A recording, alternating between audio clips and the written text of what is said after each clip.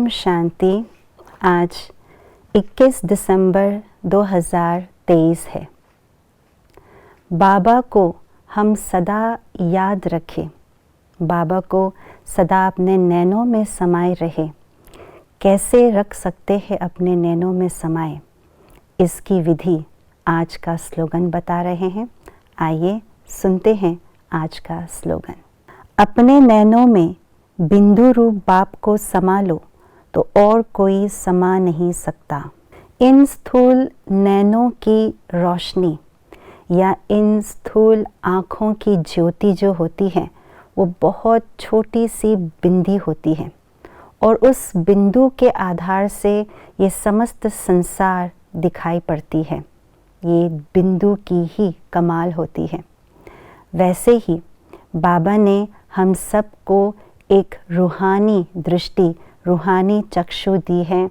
वह है बुद्धि रूपी चक्षु, और बुद्धि रूपी चक्षु को बहुत सुंदर दिव्य बनाने के लिए बाबा ने कहा है, ज्योति बिंदु बाबा, बिंदु स्वरूप बाबा को अपने नैनों में समाओ, यानी बुद्धि में समाओ।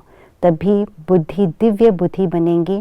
अर्थात जो कुछ भी इन स्थूल आँखों से देखते हैं, यदि उसमें दिव्य बुद्धि को शामिल कर लेते हैं तो ये स्थूल संसार को देखते हुए भी नहीं देखेंगे, परंतु स्थूलता में भी सूक्ष्मता, विस्तार में भी सार को ही दिखाई देंगे। अर्थात शरीर को देखते हुए भी आत्म ज्योति को दिखाई देंगे।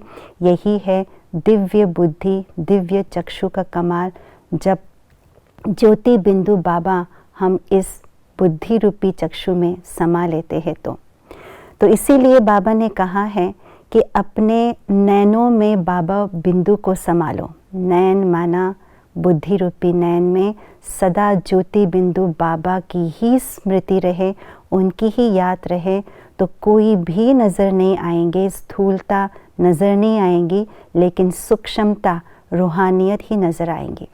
लेकिन प्रश्न ये उठता है कि सदा बाबा को अपने नैनों में कैसे समाये रख सकते हैं। इसके लिए चाहिए स्नेह, प्यार, मोहब्बत। जब हम किसी से बहुत दिल का सच्चा स्नेह रखते हैं तो उनकी याद सदा मन में, हृदय में समाये हुए रहते हैं। कुछ भी कार्य कर रहे हो, कुछ भी हम किसी भी सेवा में इन्वॉल्व हो, लेकिन फिर भी दिल से याद रहता है।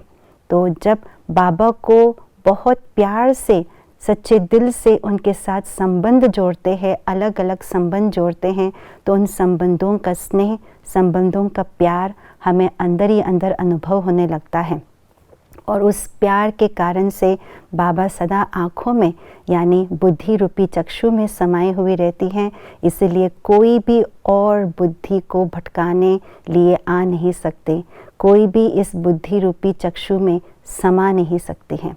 इसलिए यही विधि अपनाएं, प्यार की विधि, स्नेह की विधि अपनाएं और बाबा को सदा नैनों में समाये रखें। ओम शांति।